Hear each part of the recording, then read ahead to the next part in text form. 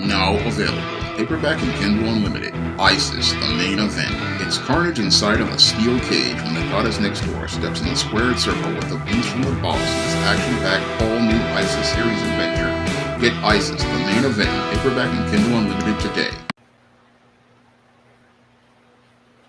All right, it says it's live, and so I'm coming at you with 5. Welcome to another episode of gboot2786 on my channel, Gavin Richard. This is Gavin Richard Presents, and I'm joined once again by a friend of the show and fellow YouTuber Sean James, an author of over 70 books, including The Man Crisis, the John Haynes series,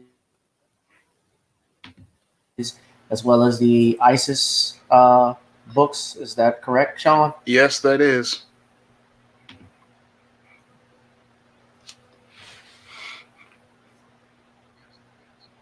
Okay, yeah. I think I think there may be a little delay on our parts over there, man. But good to hear from you. You're doing all right in New York? Yeah, I'm all right. We're good here in New York. It's still a little tense, but it is what it is.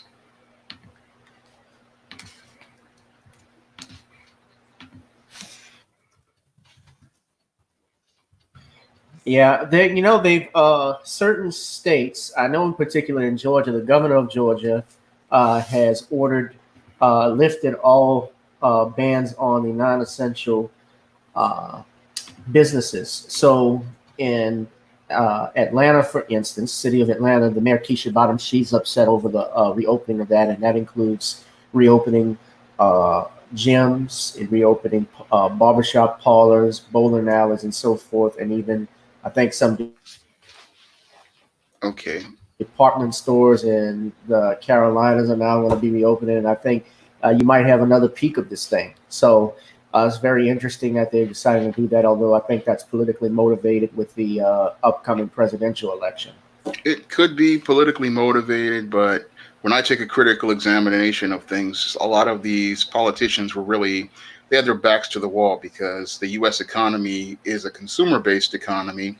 And because it's a consumer-based economy, the only way these municipalities get their tax dollars is if people are out here shopping for goods and services. So every day that these so-called non-essential businesses were closed, they were losing tax revenue, and they were running out of money to be able to fight the struggle against your COVID-19, because a lot of those tax dollars were going into paying for these hospitals. Not to mention, a lot of people, their private health care was connected to them working their jobs full time. So all these people who were staying home, the longer they stayed home, the businesses weren't making any money.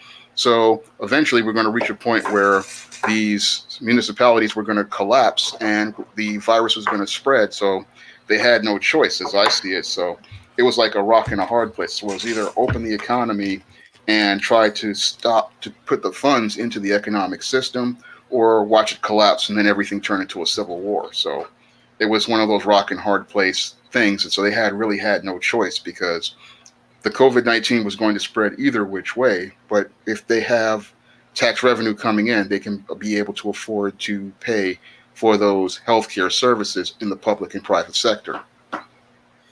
Well, I can understand why the money aspect of it. Money is always the answer to why certain things happen, and it can explain a lot. Although here in New Orleans, the mayor and the governor, they've actually locked down on stuff. The mayor, Latoya Cantrell, they're easing things over in the neighboring parishes, and she's saying she's not going to be bullied. She's not reopening anything until this May 16th stay-at-home order is lifted, and it may be extended. Who knows? Because even with our healthcare workers, we obviously, the hospitals can get overbooked if it peaks again. But that is true. But But what can happen is you just run out of money, and then if you can't pay anybody, then people aren't going to work anyway. So it's like they say they're not going to be bullied, but our economy, the way it's designed, is going to force people to do things. So it's a rock or hard place situation when you really think about it critically. It's like the way we messed up our economy over the last 50 years. We don't have any manufacturing to offset stuff so that we can have revenue coming in. So all of our everything is of our economic model is service based. So if those businesses aren't running, nobody's making any money, and the states aren't making any tax revenue. So would you go out to the malls if they reopen? I would go with a lot of caution. I mean, I would go with a lot of caution, but I mean, I remember being out there and when I was going to go get some groceries, and it was very tense in the early days of this pandemic because a lot of people they Yeah. just what makes it dangerous is not just the virus, it is the fear and the fear people have that makes them tense, it makes them emotional, it makes them irrational, excuse me, and it makes them behave in ways that people usually wouldn't behave. Usually stuff that they would let roll off their back, they get, to the point where they're getting violent about it. And that's what makes these types of things even more dangerous is the fear that has been um, sowed out here. I mean, we've had a lot of the media really do a good job of fear mongering, and now that fear out there is the thing that has so many people where they're on edge. And compound that with the large amounts of unemployment, and we have a really tense situation out here. And these politicians, their backs are to the wall. So it's either you open the economy or you deal with a revolt. Right. And I understand, most definitely people are getting more violent. I saw the protesters out in, I want to say I've seen them in Michigan. I've seen them in Pennsylvania, I think recently, where they actually were in the state capitol with rifles and guns, attached. Well, of course, they were white. Yeah. Because if they were black, they If they were black, would they have would have pepper been sprayed that met. whole place. Yeah, they would have been met with the National Violence, Guard. yeah. The National Guard would have been called. That's correct. So, yeah, man. So aside from all of that, I'm glad to hear you're doing well. I can see you're a Transformer fan as well. I've Yeah. noticed. Yeah, that's a Bumblebee knockoff I picked up from on eBay, like for my birthday, for my 46th birthday. Um, so I have other Transformers, Yeah. but they're in a box because I haven't been. I'm waiting for some people to come in to repair something so I can put my display back up. Johnny Thomas says hello, all newcomers, and Ajike and everyone else who's in the chat box. Thank y'all. Thank y'all. Thank y'all. Please subscribe to the channel. Also subscribe to Sean's channel. I have it displayed on the banner. His self-entitled YouTube channel, self-named Sean James, and you can get his books on Amazon, Kindle. He's working on countless books. I'm actually working on one book myself, but Sean this is what he does for a living full time, right? So Yeah, I primarily just do writing and YouTube right now. So this is how I make my money is primarily through book sales and through the YouTube and things like that. Yeah. And things like the donations to the Patreon and the Cash Apps. So that's how I am able to pay for the covers, and that's how I'm able to pay for, the internet and things like that. So that's how yeah, make sure to put your Cash App information in the chat box so everybody will know. You can send it in my private chat, and I'm going to make it known for everyone because I want everyone to support this brother and what he's doing. I'm about to start reading it, but I'm halfway through. I Heard You Paint Houses, which is something I'm trying to get through finishing because I saw the movie on Netflix, but the book, always in a movie, Sean, the book actually has more detail than the movie. Well, that's because most movies are adaptations of books, and they remove parts of the story so they can make it more cinematic. Right, and to get people's, I guess to get people more attention to it, during that time frame, because I know, they do it all the time when they adapt a story from a book. They have to condense it in such a way where it has to capture the audience's attention on something. And they remove story points because it allows them to move the story forward from a cinematic perspective. Correct. Yeah. So, excuse me, everyone. So so what I was going to talk about, we're talking random stuff. Last time we were here, we talked about the Telecommunications Act of 1996 and how that decimated Black America. What I wanted to talk about, though, too, aside from that, is also Black Hollywood.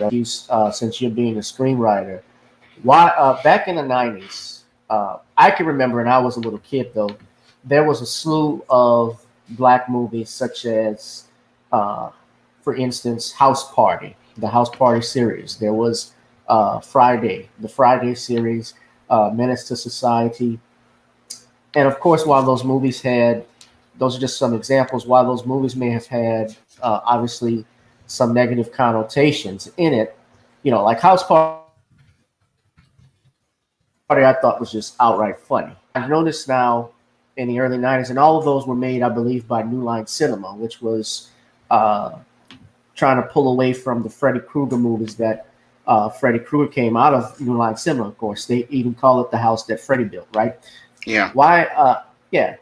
Now I noticed when John Witherspoon passed away, Ice Cube talked about why there wasn't a Friday after next four, and he specifically named the producers, or the executives, I should say, at New Line, and blamed them for not getting it together.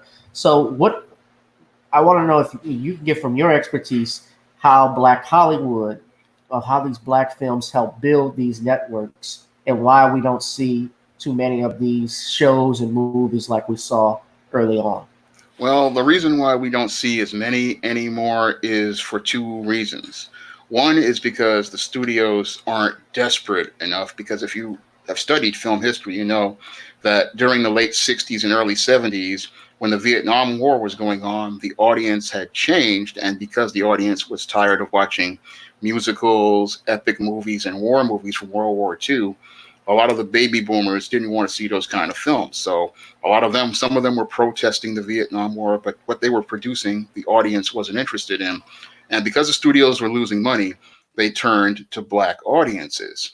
And that's why we got the black exploitation era of the 70s. And the same thing happened with the late 80s, early 90s. A lot of the studios, they were in some serious hot water. They were really struggling, and they needed to find a way to make some quick revenue. So what they Mm-hmm. would do is buy a lot of the black films, and they would sell the black films. And that's why we saw this surge of black films. So a lot of the studios, they oftentimes use black audiences as a stopgap in order to get some short-term profits. But then once they go back to getting profitable with their white audiences, they abandon the black audience. Now, the other aspect as related to this is a lot of black films, they were made because black filmmakers were making these films on their own. A lot of these black filmmakers like Spike Lee, Robert Townsend, they were coming out of their own pocket to make these movies. So when they went out here to make these movies, they usually had their own financing, and they could put together a film fairly quickly. Like the Hudlin brothers, they only took $3 million to make House Party, and these days it's hard to make a film for that small of a budget anymore. I mean, films today, the average budget ranges anywhere from $10 to $40 million, and people just don't have that kind of money anymore. Moreover, you don't have the executives who are open to taking risks on black films. So they are looking at these days these blockbusters like these superhero movies, and they're looking at getting those profits not only in the US but the international marketplace. And they believe that black films don't do well in international marketplaces. So a lot of them don't want to buy black films to distribute them because they feel that they have a low yield and a low return compared to many of the superhero movies and the other type of genre type movies. Right. I've heard that that's not. I'm not calling you saying what you're saying isn't true, but I've heard that rumor is not true as far as blacks not doing well in foreign markets. I know it I think. cannot be true because I have sold a lot of ISIS and John Haynes series books overseas, sold Spellbounds in overseas. There's an audience for black films, but the Hollywood executives, they don't want to take that risk because they're very, well, I'll tell you one thing about Hollywood, they're very cowardly, very fearful, and Oh, no doubt. they want to play it safe. They want to have the safest return. Unfortunately, these days, the safe returns like Star Wars and many of these other concepts aren't doing as well as they expected. Right. And yes, Ice Cube stated, I have the article here. He actually on MovieWeb.com he blamed New Line for No Friday 4, and he apologized to John Witherspoon. Uh, it says here, some dumbass people in Hollywood at New Line Cinema. And he actually named them by name, the heads of New Line, Toby Emmerich and Richard Brenner. I'll put that article up here. Is the interest? Go ahead. Yeah, they're not going to take a risk on a Friday 4 because they are so enamored by these superhero movies and how they can get these hundreds of millions of dollars. These days, there's the same thing that happened with the musicals and the epic movies. Hollywood doesn't think it needs the black audience because they believe they have a white audience. The same pattern that happened with Fox and WB. They use black audiences to get in the door and get the mainstream audience, and then once they got the mainstream audience, they practically abandoned the black audience. They don't need them anymore. Yeah. Right, like slaves. Well, I'm looking at Wikipedia, and this is an article about how much money the Friday franchise made over the 3 films. You had 3 different directors, F. Gary Gray, Steve Carr, and Marcus Raboy. And the budget for all 3 films combined was $24.5 million. The box office total was over $121.5 million. So you compare that obviously with a franchise like the Avengers. Well, obviously that it's not even the same food group. Yeah. Because, and plus to your point, you can actually, black kids like white children. They love superheroes and so forth, so they're going to go watch that. So they're getting money from that as well. They don't need to single-handedly just do a black movie anymore, as you say, which is why you may see, if we see black films, technically from what I've noticed, they're usually these direct-to-video films that are made, like Code Black Entertainment. I don't know if I think they're still around, but I don't know what movies they've made recently. That was one production, and things that I've seen on, TV One or BET, but I know BET is not black owned. BET is owned by Viacom. So it's just very interesting now that we've actually gone from that. And, and those stories, as we said before, most of the time they had a positive message behind those television shows that we saw as children. Yeah, well, they don't want to put those types of materials out there because one of the big problems that they have is distribution. Like a lot of black films, the big problem is that the reason why they have to go made to video and direct to videos because they can't get bought by a studio for a theatrical release. So there are a lot of good black films wind up getting lost. Or like, I think there's a couple of films out there that just they had to go direct to video because there was no way for them to get bought by a studio, and studios, they don't want to buy these films because they think, they're not going to make blockbuster money. But back in the 80s, they loved these type of films. And back in the 70s, they loved these type of films because while they didn't have these super blockbuster numbers, they allowed them to make profit because in proportion to their costs, they were a lot cheaper to make. I mean, like you said, Friday, that's $24 million on 120. That's a very good return when you look at it. But a lot of these Hollywood executives today, they want the billion-dollar numbers, not understanding that studios are made on the smaller films because that's how a lot of the studios came back, was those smaller, lower-budgeted films. But a lot of the black films, they don't want to buy them because they don't see the big return on them. Right. So, for instance, it was when House Party came out. Gosh, that's 30 years ago. I was a kid. I was 4. So, I was 16. The late rock. Yeah. You just told everybody your age there, bro. Yeah, I know. I'm 46, so I'm an old man. I was in high school when that movie came out. I remember watching it in 1990 in Manhattan. Me and my cousin, my sister, and my brother, we went down to see it. And it was a movie so great that I bought it on DVD. I practically destroyed one DVD, and I had to go buy it again. I got it on DVD, and when it comes on VH1 or BET, I watch it all the time. And Robin Harris was just brilliant. Sadly, he passed away right after that was released, not too long ago. And very interesting. He's not even 10. He's only like 7 or 10 years older than Kid, Yeah. and he played his dad. So that was funny. But but yeah, and it made a budget of $2.5 million and made 26.4 million, which that's more That than 10 times its budget. that was a number Yeah, back in the '90s, early '90s. They would have loved to have those type of numbers because they don't have to spend all that money on budget. And when you don't have to spend a lot of money on budget, it's a little easier for the studio to just rake in the profits. But these days, again, they're like the '50s and the '60s. They're so caught up in this epic movies. The superhero movie has become like the epic movie, and a lot of the producers are so caught up in trying to make this grand vision, they don't see that the audience is getting ready to change on them. And when it changes, it's not going to be a pretty thing. That's why a lot of these movies are struggling right now because they're not making enough profit in proportion to the cost. Whereas the smaller films, like the black films, they only $2 million. Again, for House Party, Friday was probably like a couple million. And these movies are all profit. This is what Hollywood used to make its money on. But today's executives, they are so caught up in being comic fans that they're not thinking about the business overall. yeah. I'm just looking at the comments. I'm listening to what you're saying, but different people are saying. Let's look at Squeaky G. He says, "No gray hair. You're doing well, Mr. James." Jackie Diembo says, "I was 6. Now Mm. I'm 37." And Joni says, "Now I'm 38." Well, I lose to all of you because I'm 34 now. Wow. So I was 4. Yeah, I'm still got the baby face. So Mm. yeah, I was. Yeah, I was 4, and of course, as a kid when it was R-rated, you couldn't see stuff like that. But we waited till everyone was asleep Yeah. Well, to go watch that. they ran the Yeah. edited version on TBS many times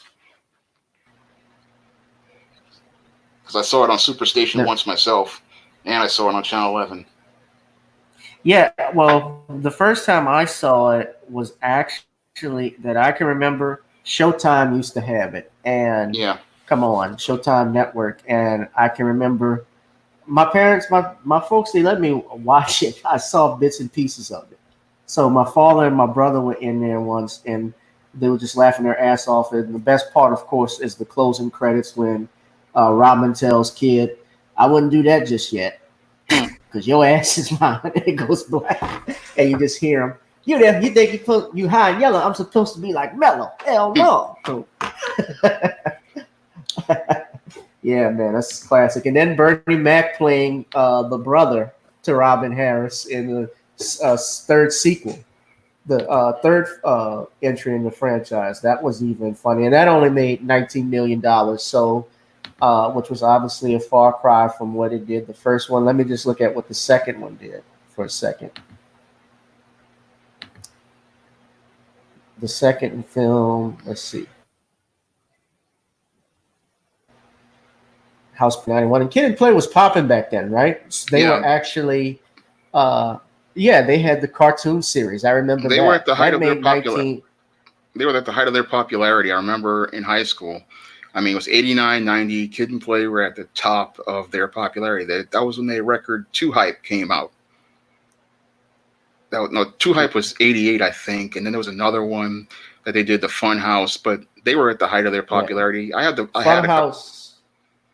Funhouse, I think, was released at the time House Party came out. Yeah, That so song? that was 1990. So they had two of them. They had Two Hype, they had Fun House, and they were at the peak. They had the comic book, they had the cartoon. They had Right. They also had Class Act, which was another movie that Yeah, came out Class in Act came out in 90. '92. That's when I graduated high school. That one came out when I graduated high school. I remember I Yeah, was that on my was seat. funny. Go ahead and finish what you were I saying. already finished what I was saying. Um, I was just talking about Class Act Oh, because I remember I was in high school. That was the year I graduated high school when that came out. right. So Two Hype came out in 1988, October 21st. Yeah, It, I remember hearing it back then. I was in a cab once. I heard one of the tracks from it. House, yeah, Funhouse was in March 1990, and Face the Nation was the last album in '91.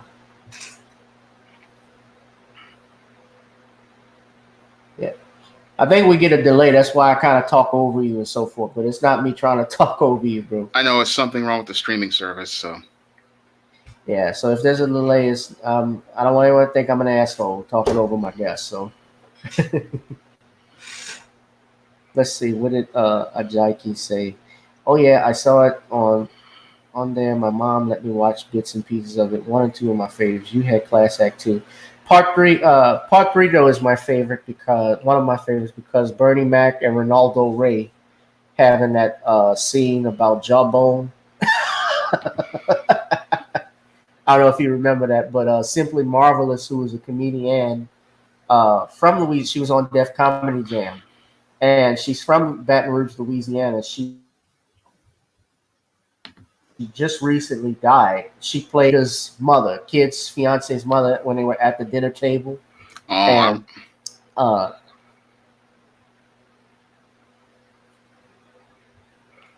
I don't really remember too much about House Party 3. I know 2, but I don't really remember much about 3. well, go look at it on YouTube. That's all I gotta tell you. You'll laugh your ass off. Bernie Mac and Ronaldo Ray. May they all rest in peace because they were funny as hell. Yeah, they were master comedians. But yeah, at any rate, Sean, the other thing too, since we're talking about Black Hollywood and those movies, why we don't see them. Now, here's another question I have: brothers like Byron Allen, Ice Cube, LeBron James, even has gotten in the film industry. These are multi-millionaires, and I've seen they produce some of these movies. So here's the question: why can't they, or why don't they produce those type of films themselves if they were so, like Ice Cube wanted to, obviously last Friday. Now, I know there may be copyright issues and distributing licensing and so forth because New Line Cinema probably owns the rights to the Friday franchise, which I'm sure it does.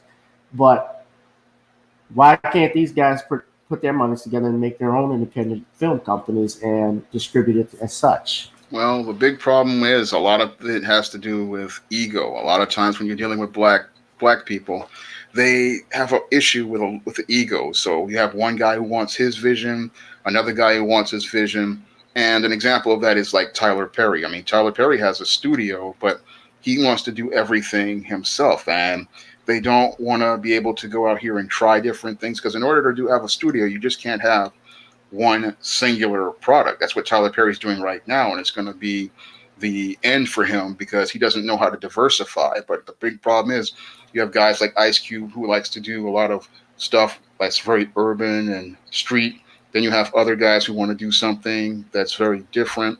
Then you have some people who want to do sci-fi and fantasy. But the problem is everybody only wants to do one thing, not understanding that you have to do different things if you're going to build a studio. You need to have a diversity of images, and sometimes the smaller projects pay for the bigger projects. That's something else they don't understand is sometimes things like the sci-fi and fantasy movies, they will pay for the other movies that you do, like the dramas or the comedies. But with a lot of black producers, they only want to put all their eggs in one basket, and you can't really do that if you're going to really get serious about building a studio. But the really big problem is you have all these egos, and they all think their way is the only way, but you're going to need everybody together in order to make it work. And that's one of the big problems with black people is we just don't know how to work together effectively. Yeah, I think that definitely is a factor. But we also have outside influence. I remember listening to, at one point, Professor Griff talk about how Irv Gotti, Jay Prince, Suge Knight, and I'm trying to think of the other individuals, 4 of them at that time. Well, they wanted to start their own. Somebody may know who I'm talking about, who the other person is. But it was Irv Gotti, Suge Knight, Jay Prince. They wanted to start their own black-owned record production and producing company. And not even within a moment's time of announcing that, I believe they had raided the offices of Irv Gotti's Murder Inc. company. And as well, all these other producers, those guys are associated with, associated with, they started to get various charges or something happened. And there are people that just tried to stop that. So, with that said, do you think that another reason is just because they're intimidated or scared if I believe that's part of it. they want to do And something positive, be the end result? I believe that's part of it, but I also believe that there are people inside our own community who they believe they get better benefits from white people. So they are looking to snitch because they feel like if black people make their own stuff, they won't be able to get their daily bread from those white people. So they'll try to undermine any sort of black owned enterprise because they see a black owned enterprise as competition to them, and they're more loyal to the competition than loyal to building something in their own community. So that's another big Yeah. problem we have in black entertainment is we have a lot of people who like Bill Bojangles Robinson in the past. They're really loyal to their white benefactors, so they only want to do business with the white people, but they don't want to go out and venture to build their own. Right. Well, you know, Oscar Macy was one of the few blacks that wanted to build his own at that time in the 1920s and 30s. He defied stereotypes and built his own film and production company. There were some, of course, in the 60s and 70s, you had the Melvin Van Peebles and Gordon Parks Sr., Ozzie Davis, those revolutionary filmmakers. And we unfortunately don't see those guys anymore. Their leadership is missed. And of course, as it comes to Black Hollywood and what you're talking about, uh, I want to move into even what happened with Bill Cosby. I did see your video recently where you talked about the fact that Mr. Cosby was not granted an early release, compassionate release due to the coronavirus, and even your video on Spike Lee. Well, on yesterday, and I got to give a special shout out again to our sister and friend of mine, friend to the show, Nicole's View. Sister Nicole, I hope you're watching. She interviewed Andrew Wyatt, who was Bill Cosby's publicist, and during their interview, they did talk about Spike Lee and the incident because I even wanted to know what his thoughts were, Andrew's thoughts were about Spike Lee's comments directed towards Bill Cosby, claiming that Bill Cosby stole a different world or the concept of a different world from School Days. And you broke down the business aspect and you did it before for us on how that actually goes. And what Andrew Wyatt pointed out was that the casting director for School Days was the same casting director that for A Different World. And he pointed out the fact Spike supposedly to get his films on Netflix. I don't know how true this is. This is what Andrew Wyatt had stated, that Netflix has a deal where if you're a black celebrity that tries to get your films on there, or a black comedian or whoever, if you want to do your comedy special, you got to throw a jab at Bill Cosby. I don't know how true that is, but can something like that happen? And that's possible. But you broke down kind of the business aspect of it from your video. Yeah, well, I wanted to break down that business aspect so that people could get a good understanding of how Hollywood works as related to how these deals are made and how projects get greenlit. Because about 10 years ago, I was trying to get my script all about Maryland. I was getting ready to try to start doing query process for it.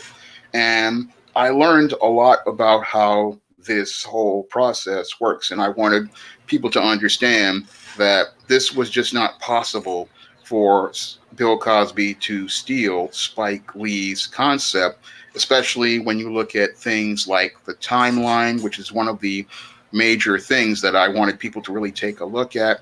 And I wanted them to take a look at the process overall for getting a production to greenlight. And usually when it comes down to these processes, it's usually a long time. So sometimes these processes can take years to go through, and usually, if something is getting greenlit, that filmmaker has taken, or those producers have taken, at least a year or even 3, 4 years just to get to that point.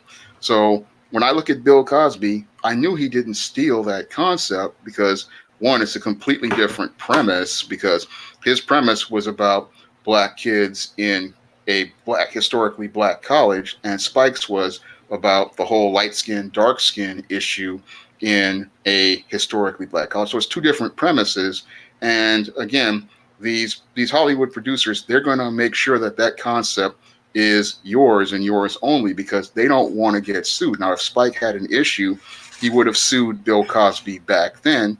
But if he were to even try to do that, Bill would bring his lawyers in, and he would probably have really good entertainment lawyers at that point, and they would ask him where was his release, because in order for him to even look at material or his people to look at material, they would have to have a release. So I believe that there is some truth to that rumor regarding the Netflix saying that people take a dig at Bill Cosby in order to get their stuff up there. Because if you look at Dave Chappelle a while back, I think he took a swipe at Cosby. And if you look at some other producers, if we look at some other people, we can see that same pattern. So there might be some validity to that alleged rumor, but when I look at it, the whole thing is the business model of Hollywood. It just wouldn't go with the whole idea of Bill Cosby stealing a concept when, again, one, Bill Cosby was already established with the Cosby Show. Two, he was a big star and probably could get a project greenlit faster than anybody. I mean, Spike was a low up and coming filmmaker, and he would have had in 86, 87, he was probably fighting just to get his first couple of films. He's probably on his first developmental deal at that time, because usually studios, when they think that you have promise, they'll give you like a 3-picture deal to see if you are bankable. Usually, if you can prove bankability by the second or third film, then they'll really want to invest in you. But the first 3, like his School Days, Shoes Gotta Have It, School Days, and Do the Right Thing, that's how he proved his bankability. And then they were able to give him another contract. So when I look at him and I say, look, okay, I know how this business works. I know how things are done. I can honestly say that, look, Bill Cosby didn't even need to steal A Different World. He had that in development for some time. And Spike is just doing this because he needs that distribution revenue from Netflix. And if this is what he's going to do, he's going to do it because he finally realizes that he's in like he wants to be, and he doesn't want to be out like he was before. Well, I think there's a validity to that. Certainly, when you have someone like Bill Cosby, he's low hanging fruit right now. So I've seen, of course, comedians like for instance, D.L. Hughley, Earthquake have all taken swipes at him. Luenell did an interview with John Amos, taking swipes at Bill Cosby, and John Amos even threw Bill Cosby under the bus, and they had worked together previously in some movies. I do know for a fact Eddie Murphy. I know Eddie Murphy threw shade at Bill Cosby when he hosted Saturday Night Live this past December, and to get him back into mainstream, because when they had the 40th anniversary of Saturday Night Live, they wanted Eddie Murphy to actually play Bill Cosby in a skit, and that Jeopardy skit that Kenan Thompson ended doing, and Eddie Murphy refused to do it. He chilled, but they were trying to get him to do that, and finally, when he rehosted, he took the joke at him. So, and Andrew White actually called Eddie Murphy a house Negro for saying that.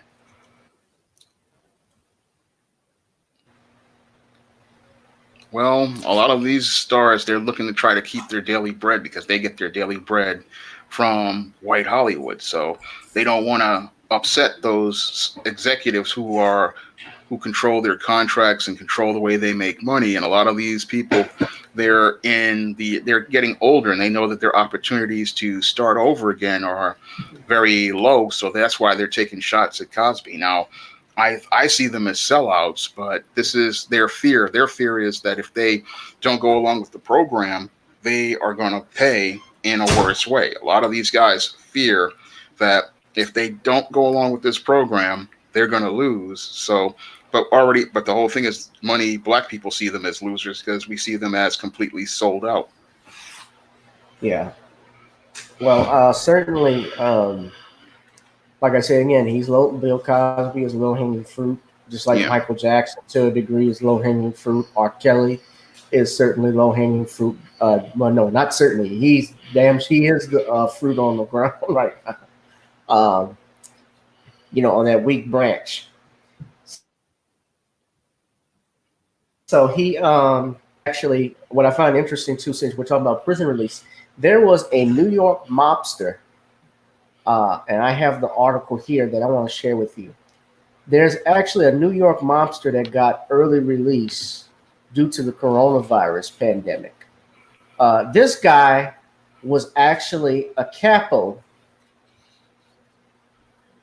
in the Bonanno crime family. This guy's name is Vinny Asaro, and he was doing time, 8 sentence for stemming from a 2012 road rage incident. Well, they let him out due to COVID-19 concerns and given his age at 85 years old. Now, when it comes to Bill Cosby, and I want everybody to understand this because a lot of people say, well, how come Cosby is not released? Why is R. Kelly still in jail? Well, they're looking, of course, when you look at the two different circumstances, one was convicted, one was not. Uh, Bill Cosby was convicted, although wrongfully, and in a biased proceeding. Of course, this guy is in this capo is in federal prison. So when they say can't the president pardon Bill Cosby, the jurisdictions, and I'm not giving legal advice. I should have said that for the record. But it's two different jurisdictions, federal and state. So the feds run things how they do it, and the state runs things how. And apparently, they granted this mobster a an opportunity to get out of prison, but Bill Cosby obviously is remaining in jail. And R. Kelly, who was not even convicted, and he's in federal prison himself, he remains in jail. And my understanding is R. Kelly is broke, from what his attorneys have stated. As far as him being a flight risk, I don't know per se. And I got to be clear when I talk about this stuff because what happens when you start to defend due process, when you start to mention things about R. Kelly or so forth, it's a very sensitive topic, as you know, Sean, because, I've had people scream at me. I've had friends and unfriend me just because I thought that documentary that they had, some of it was full of shit. I'll just be honest with you. Some of it I did not believe, and it looked like it was a train wreck. Just from a perspective of due process. So I'm upset with me over it, but it is what it is. Well, when it comes down to that documentary, I don't even call it a documentary because documentaries are supposed to give us not only the point they're trying to make, but a counterpoint. Now, when I look at that R. Kelly documentary, that was nothing more than pure propaganda meant to demonize R. Kelly. But according to our Constitution, every man is supposed to be innocent until proven guilty, and every man is supposed to get due process under the law.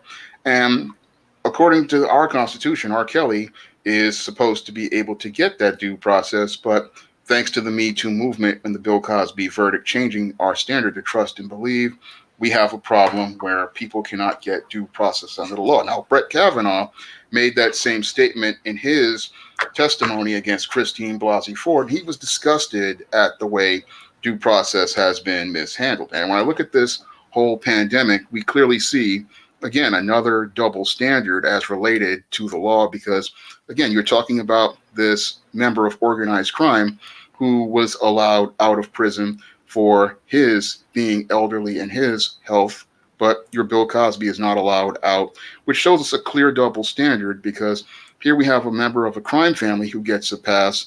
And here in New York, I have seen people get passes like murderers, a guy who murdered an EMT. He is now free. We have had a lot of people like pedophiles get out. And these people are allowed to roam freely. And even people like your mayor, Bill de Blasio, in a New York Post article, um, he said that something about the about the people, about these inmates making these releases. You know, he said something that it was mind boggling to me, um, about it being unconscionable for these criminals to go out here and commit more crimes. It's like, what did you expect as Yeah. related to people committing crimes? Also, this guy, this is a bit of movie history too. This guy, if you can read the article, Sean, I shared the screen. Uh, Asaro actually allegedly was involved in the Lufthansa job that was part of the Goodfellas movie. If you remember the heist Yeah, but over at the airport but up there, so he beat that charge. yeah, but I just The find this. Lufthansa job, Yeah, I heard about that. Was that early '80s? I think, or is that? that was 1978, Oh, that was a December long time ago. That was a big heist. But I find it very disturbing that we're letting out all sorts of criminals as related to COVID-19, but an 82-year-old man who is legally blind, he can't get the same type of release, for his health. And it shows me again the discrimination as related to our legal system. We are going to let out the dregs of society, but a black man who has gone out of his way to help black people for many years, I mean decades, he has given people full ride scholarships. He has developed entertainment to educate people like Fat Albert. He's presented positive images of black people on the air like the Cosby Show. This is he how, paid for colleges. yeah, he paid Yeah, for he colleges. financed colleges. We Yeah, were This man has made major contributions to American society, and we don't value his life. Instead, what they're doing is showing that a black life has no value and that the dregs of society have a higher value than a educated black man who has gone out of his way to contribute in the most effective way to society. I mean, if you look at Bill Cosby's legacy, he has just made so many great contributions. And this is how America practically repays him, by leaving him to die and leaving him vulnerable to a disease that practically kills a majority of the elderly people who get infected with it, and leave him in a condition, in a situation where he may be possibly at risk of getting it. I look at that, and that is like the ultimate middle finger we give to one of our great American citizens. And that is one of the saddest things that I've ever seen out of this whole pandemic, is just the way we have treated Bill Cosby. If anybody deserved a conditional release, it was Bill Cosby, because if we look at what he has contributed, he is somebody we would want to try to have around for another, as long as we can possibly have, because he's a role model. No matter what you think about what he's alleged to have done, he has gone out here and just done so much, and he has had so much of an impact that we need to make an effort to try to give him some security in his later years and preserve his life in his later years. well, yeah, no doubt about that. And unfortunately, some of it, I think the worm is turning now, because there are a lot of people that really know deep down that the case was tainted and completely one-sided. But like we talked about, when you talk about black cowardice, that ranks through that, because they don't want to affect their money. Like that old Damon Wayans joke that he told, where he talked about how as soon as they put a mic in front of their face, they ask him, "So Damon, have you ever seen racism?" "No, sir."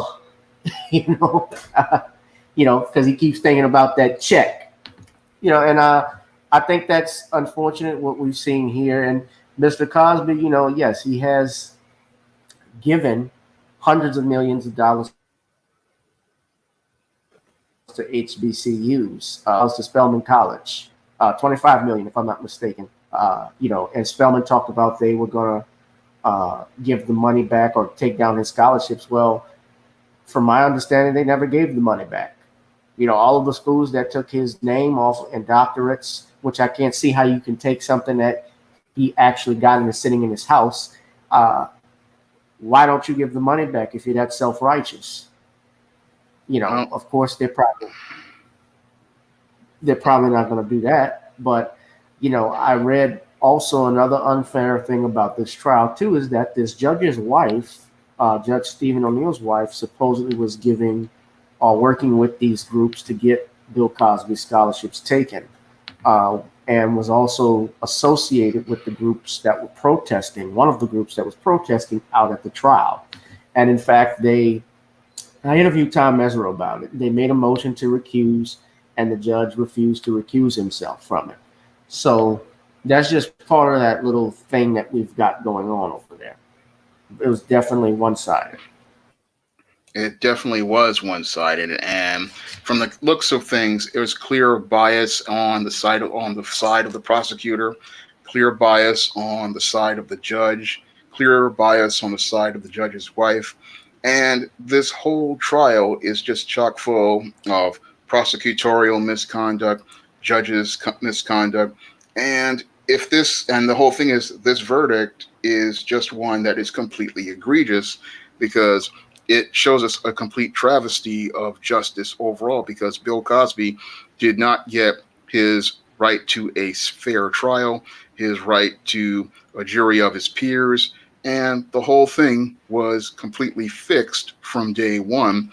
And what's really, really troubling about this is that this whole case, as related to Bill Cosby, is going on in a state run by a certain political party that is opposed to your president, Donald Trump, and says that they aren't racist. And they say Donald Trump is a racist and a bigot. But when we look at the actions as related to this trial, they are clearly participating in some racism and some bias overall. And they're the ones who are telling us that Donald Trump is so bad. But when we look at their actions, they show us that you're everything that you said Donald Trump is, and you want us to vote for your candidates, but your whole policy with Bill Cosby is something that people need to really bring up because you're saying this, but your actions are showing us that you aren't looking out for black issues and you don't really deserve a black vote. Right. And Kevin Steele, who was the prosecutor, he's actually a Democrat. Yeah. Right. Bruce Castor, who, and you guys, this is public information. This is public record. If you go look at the transcripts from the Cosby case, you can find them actually online, I believe, from the Montgomery County Clerk of Court, if I'm not mistaken, the things that were filed. You know, television is only going to give you a filter of what, through their filter of what happened. And if you actually read these things and listen to them and read them with an open mind, with emotions aside, you'll probably get a different perspective of it. And you see that even in the Michael Jackson case or O.J. Simpson case in particular, there were things in that case that they keep forgetting. Because I remember that as a kid. Yeah. But anyway, Sean, I'm talking about television too, because we talk about that as well and how those black television shows were made. Let's not forget also Bill Cosby in the 1990s after the Cosby Show aired. He tried to broadcasting company Yep. In 1993. Yeah. And shortly after that, his son Enos in 1997 was murdered out in Los Angeles. Do you have any comments about that? Or Well, I was deeply saddened about that, about the death of Bill Cosby's son.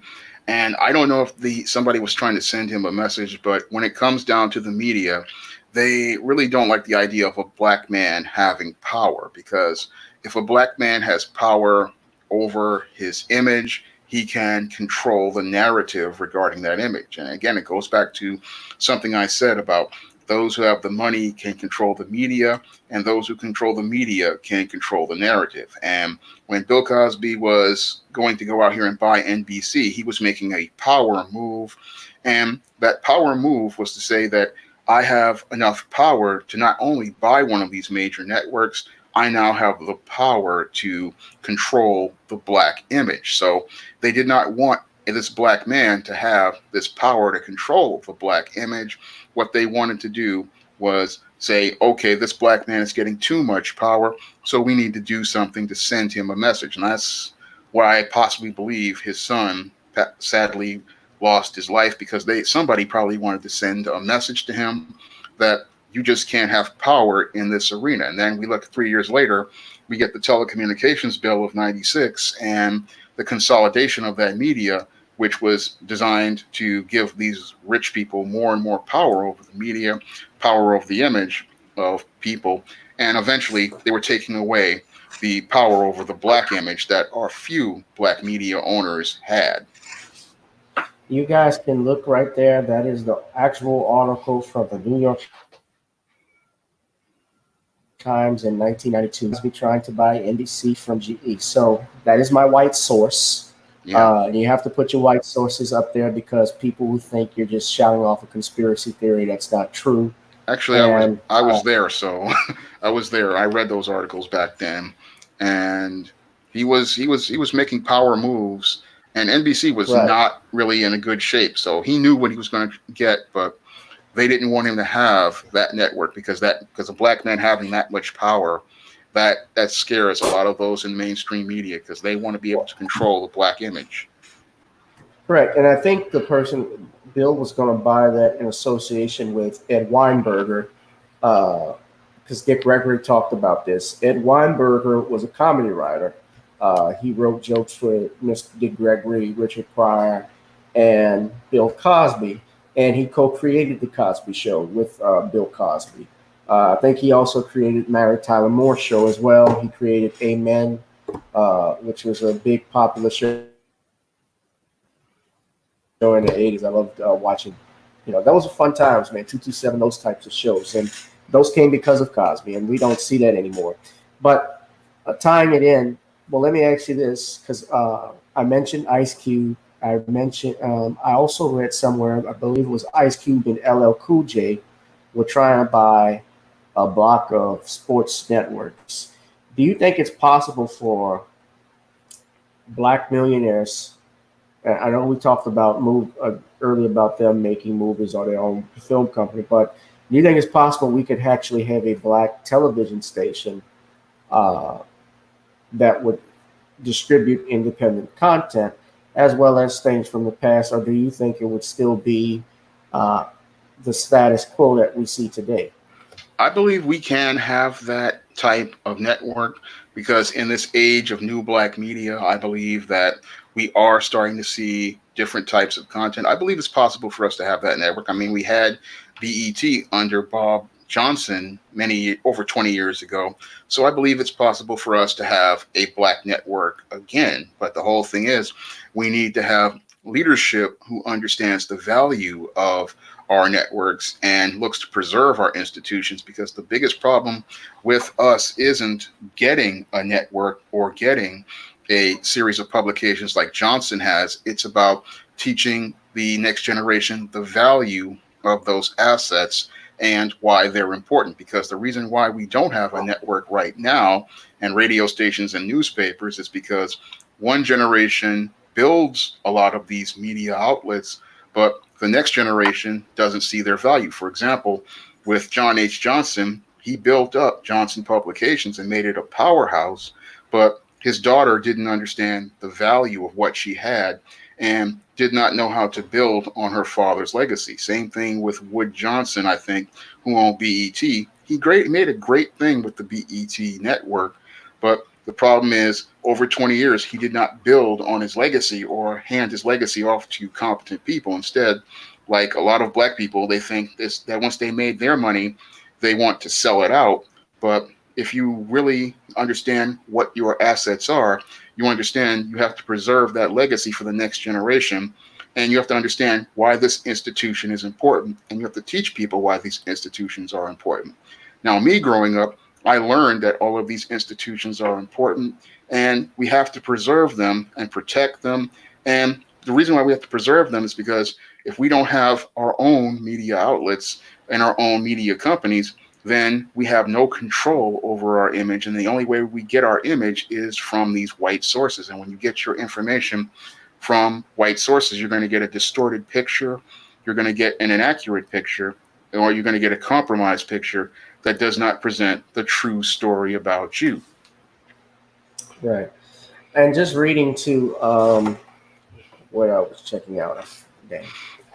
Yeah, I'm reading here also, and I need to bring this up about that trial too. I read from listening to Wyatt as well. He stated that Comcast owns NBC Universal at this time, if I'm not mistaken.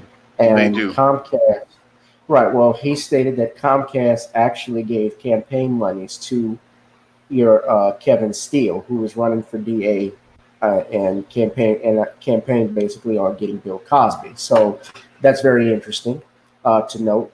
Um, when I interviewed Tom Mesereau, he told me about Michael Jackson because he said that he had heard that there were people that supported Tom Sneddon, um, and those people were the ones that were upset that Michael had bought that catalog.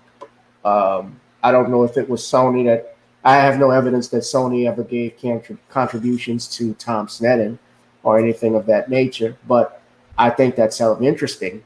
And it goes for, if that is true, how it goes towards black men. And Michael even said there were people after his catalog. They don't control that anymore. And he even said sell it from sources that I've heard because it was worth a lot of money, and he knew the value of the how much it was going to be worth. Um, and even now, what you said about John Johnson is interesting because now Ebony Magazine has gone bankrupt. They can't even pay their freelance writers. Yeah. Yeah. So, and even though now I think they've actually become a more feminist uh, they've had a feminist mindset. And it's funny you mentioned Ebony because they had that magazine cover of the shattered image of Bill Cosby and the Cosby Show cast, and it said Cosby versus Cliff, basically divorcing ourselves from Bill Cosby and Heathcliff Huxtable, the character that he played. But the reality is, whether you like the man or not personally, the image that he did provide for us and the things that he did speaks for itself, and there's nothing that truly can erase that, despite what he's accused of and the allegations that are set against him. I have not seen the evidence, as you. So, it's basically we got a lot to be worried about as far as due process in this country, in particular, and unfortunately, we won't have TV shows, like a Cosby Show or Family Matters. Although I think it's very possible if we could put our acts together, we could see some things like that if we had money involved in it. Uh, you know, I always say this when I've talked about I've asked. Oh, is that me? Yeah. I don't know. I'm here. I'm still here. Oh, it's my mic is okay. I'm sorry, everyone. I think I had a little issue with my microphone. Okay, that's good. That's better. Yeah, that's fine. I can hear you. Okay. Yeah, I had some static. So I've asked people how much does it cost to set up a network and to look into it.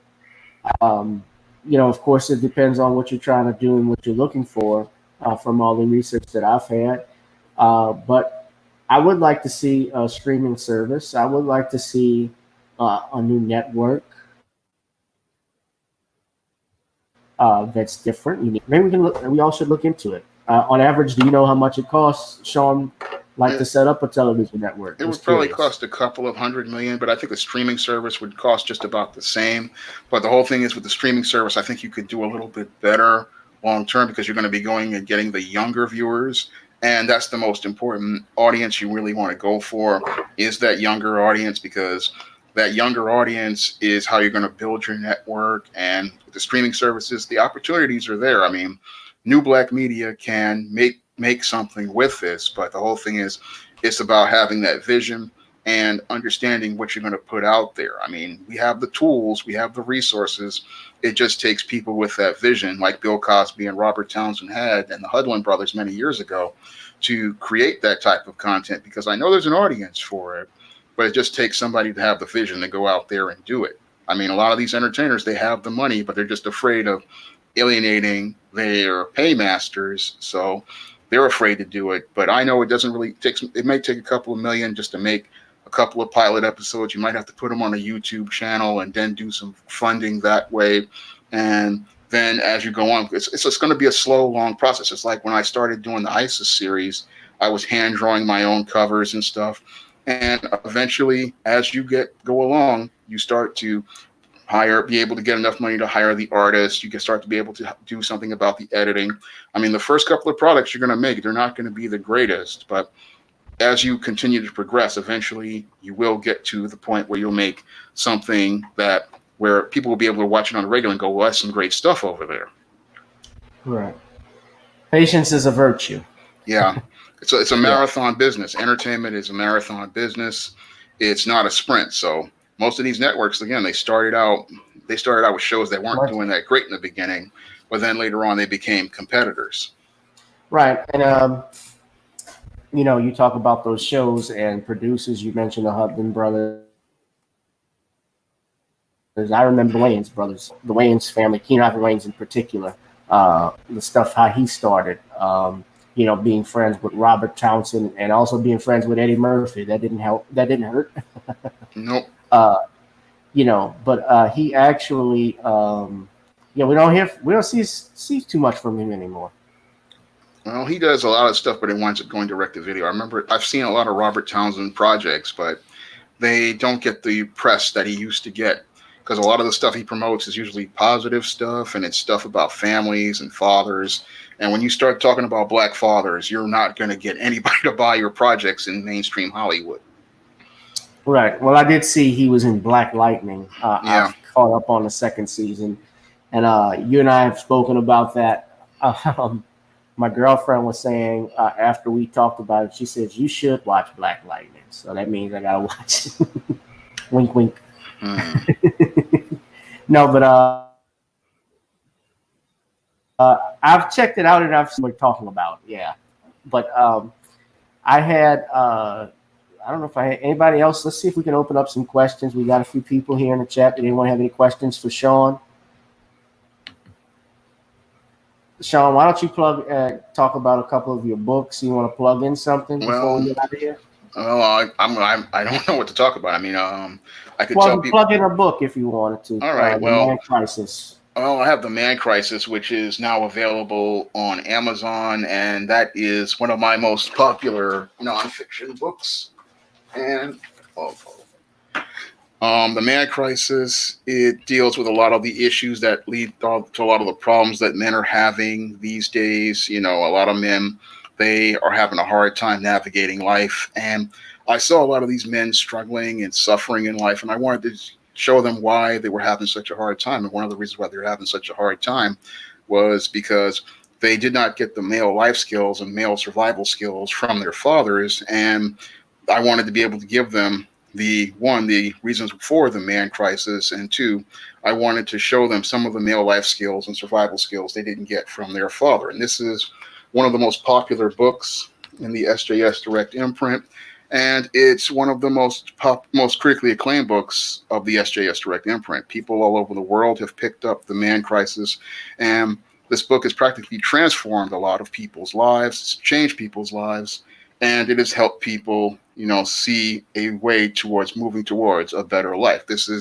Book came out in 2018, and it has had over 300 sales in paperback and Kindle format. And I'm trying to shoot for the goal of maybe trying to get to 400 or 500 by the end of the year. That's one of the books that I'm heavily pushing this year. The other two books that I'm pushing heavily are John Haynes' The Man with Nothing to Lose. Now, this is the most recent book in the John Haynes series. And in this book, John Haynes takes on the block, a man with the power of the irresistible force and the immovable object, in a story that relates to a previous John Haynes story called The Man Who Rules the World. And in this one, he has to deal with someone the block who was one of his childhood bullies, and he has to try to move this man mountain out of his way. So this one was a book that I published this year. This is the cover by Mike Williams, but I also have a cover by Josh Howard as well. So this book has two covers. You can get both covers on Amazon.com. I'll leave a link to both of them in the chat for everybody to pick up. But Sean, yeah, you also have a book called Mangina as well. yeah, that one, Mangina's. But yeah, there's Man Crisis. I'm gonna leave a link to Man Crisis Go ahead, first. Sean. I'll leave a link to Man Crisis first, and let me see, where am I? So I'll leave a link to Man Crisis, and then, well, let me see, where am I? Okay, now I'll go to John Haynes, The Man with Nothing to Lose.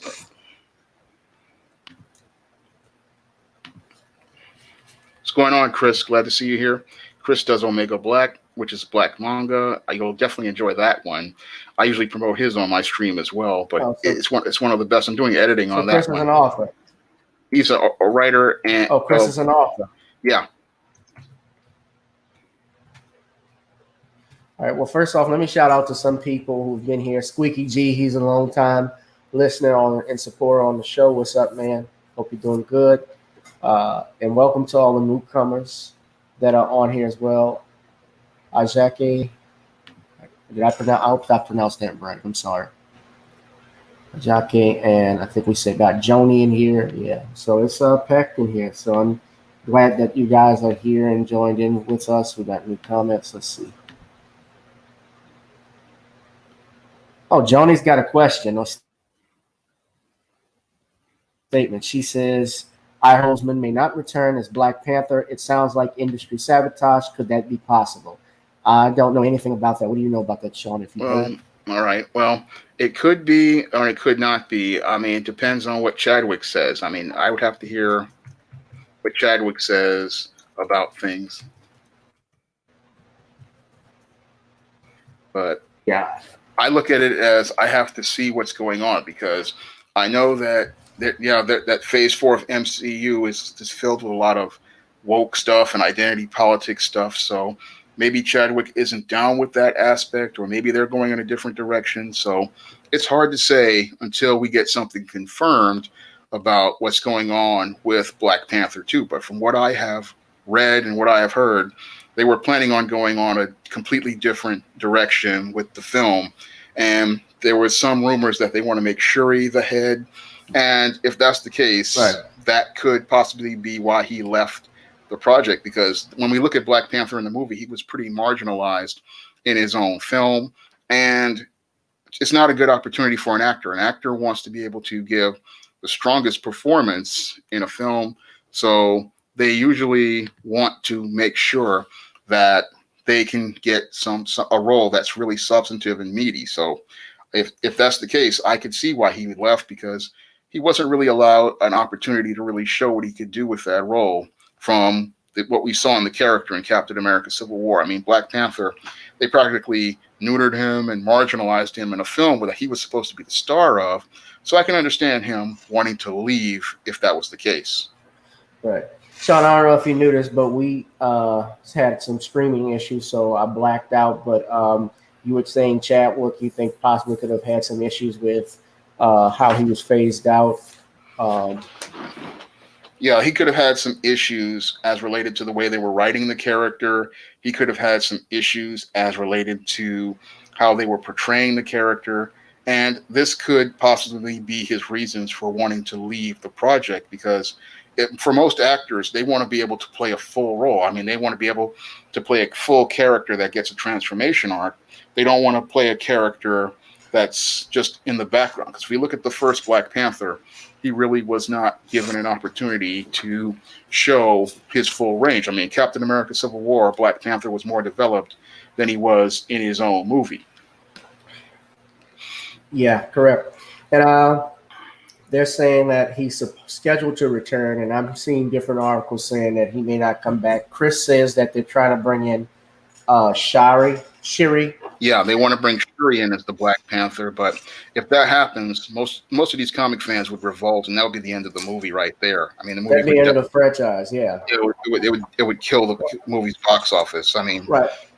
Originally, they wanted Wesley Snipes was trying to get Black Panther made in the '90s. He wanted to play the character, and I guess whatever happened, probably they couldn't get the financing for it to get it off the ground. It didn't work, and I can not anything against Chadwick, but Wesley Snipes back in the day was the top uh, he was the most bankable black black actor actor. at that time. Well, aside from Denzel Washington. Yeah, from Denzel and Will Smith, but he was the first guy to really be the bankable star. Well, yeah, because he had the movie Passenger 57, and then he did Demolition Man with Yeah, Sylvester Stallone, which, yeah, that's even considered a cult classic as well. But yeah, Wesley Snipes was uh, great in that. The rumors are that Chadwick wants more money and that they may replace him with Neymar. well, that would be bad. That would be a disaster. I mean, Right. Well, I mean, on all Marvel stuff now, they're all pushing this feminist LGBTQ agenda. yeah, That we've seen, and even in the Captain Marvel movie, if you've talked with Judge Joe Brown like I have, he's big on, he's big at pointing stuff out like that. yeah. I've noticed that quite a bit. I was on Joe Brown's show last year, and we were talking about that female James Bond, and that was a whole different production company, but MCU has been pushing that feminist agenda for some time. I mean, in Endgame, they gave all the women one scene, which they did not need. They've pushed that gynocentrism and feminism in Black Panther, and they pushed it. They push it in most of their newer films. And Phase 4 is full of this feminism and social justice agenda, and it's really a turnoff for a lot of people. But they just keep pushing it because they believe that this is the way they should go until they start seeing the box office receipts drop off. Well, yeah, oh, no doubt, and they even pushed the LGBT thing in the Yeah, last Avengers movie because I think one of the Russo brothers played a gay character. yeah, they pushed that in there, and Right. it was And it had unnecessary. nothing to do with the story. Yeah, it had nothing to do with the story. It added nothing. It was just about them pushing identity politics, which is something that they do is they push a lot of identity politics in these movies, and it starts to it's becoming a turnoff because this is what led to a 90% drop in their sales as related to their comics, and it's looking like it's going to lead to a 90% drop as related to their box office because nobody wants to see you preaching identity politics to them. They just want to watch a good, solid movie that allows them to escape. What people go to superhero movies for is to get that escape. And what these people want to do is bring their social justice and political agendas into these movies. And that really alienates the audience.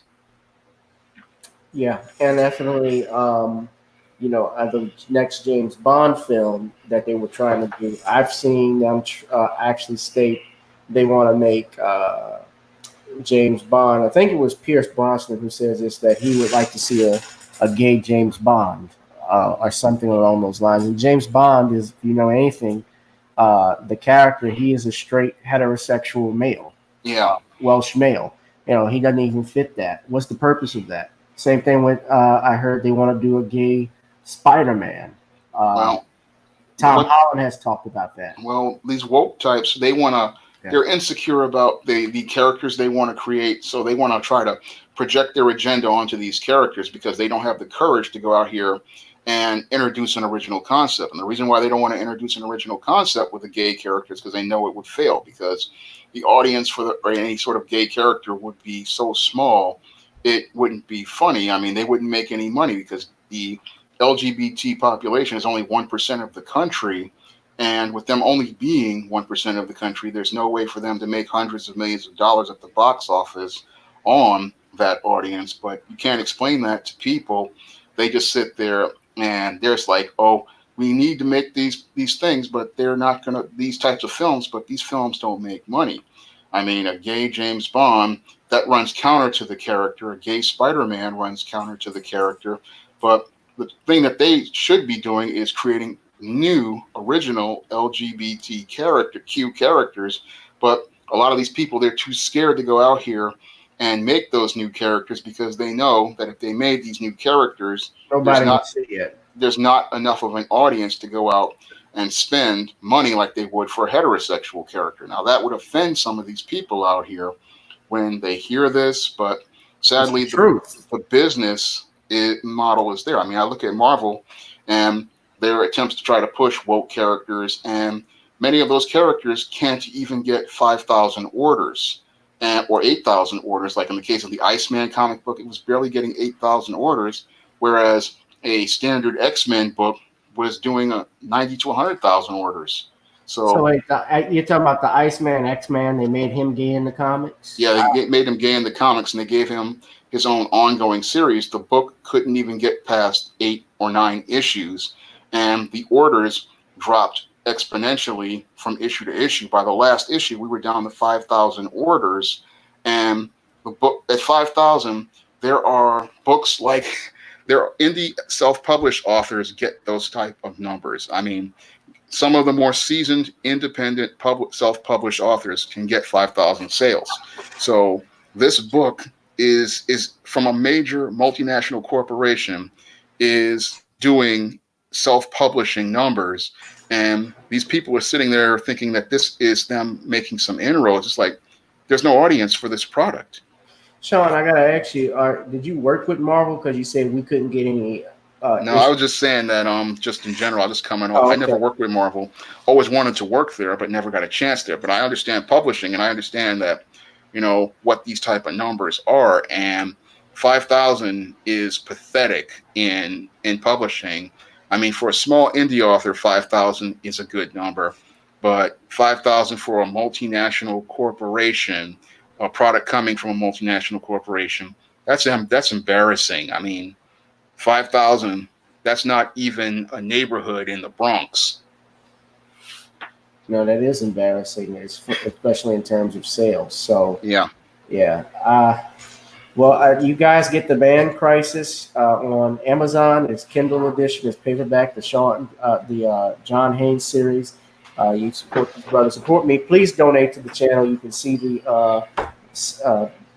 flash banner at the bottom.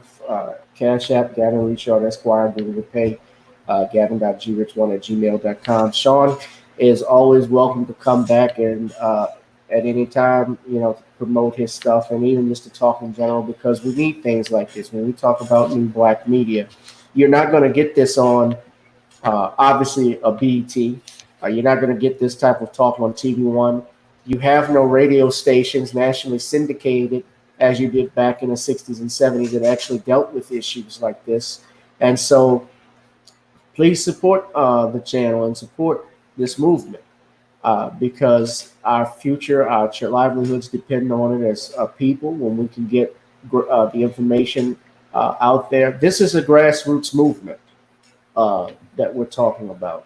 When you're talking about something like what our sister Nicole Lewis and Kaya Soto and others have done with this case, it's going to have to be something that comes from grassroots. Because Sean, I'll point this out to you as we talked about the Spike Lees and taking the digs at Cosby. A lot of people are scared to speak out because they know they'll lose their endorsements, they'll lose their paychecks if they speak out on defense of something like this. And Damon Wayans, for instance, quit stand-up, according to Deion Cole, because he made jokes and was defending Bill Cosby on The Breakfast Club. I've seen and I heard recently from listening to Andrew Wyatt that even Bill Cosby's granddaughter lost her book deal with Scholastic because they knew just who her grandfather was. They didn't want to do it. And which is unfair to that child, because because she's a child, by the way. She's not an adult. But it's unfair because you're judging her on something that her grandfather was convicted of. But that's what white supremacy does. It punishes people for standing up for people that they disagree with. So it's about them controlling the narrative and being able to control the people in the narrative. So they want to punish those people for standing up so they can send a message to others that if you stand up, this will happen to you as well. Yeah.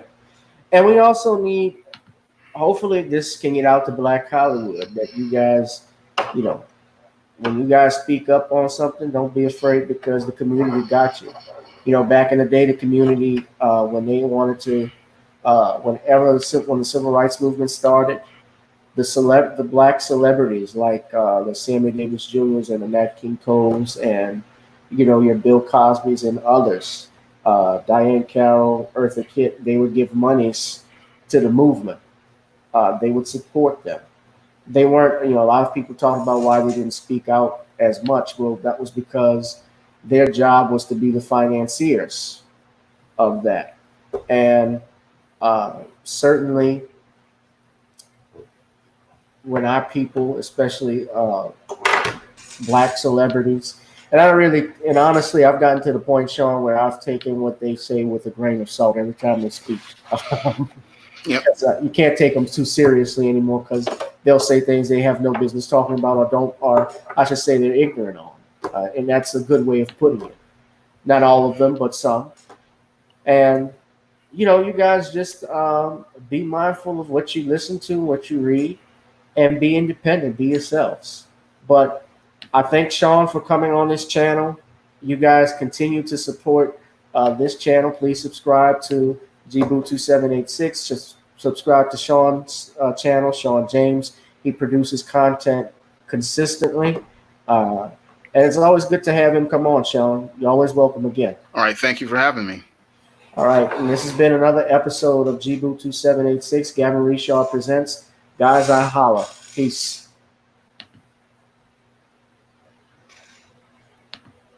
Now available in paperback and Kindle Unlimited. John Haynes, the man with nothing to lose. The man who rules the world runs into the irresistible force of a man with nothing to lose in this action-packed, all-new John Haynes series adventure. It's the regular and variant editions of John Haynes, the man with nothing to lose on Amazon.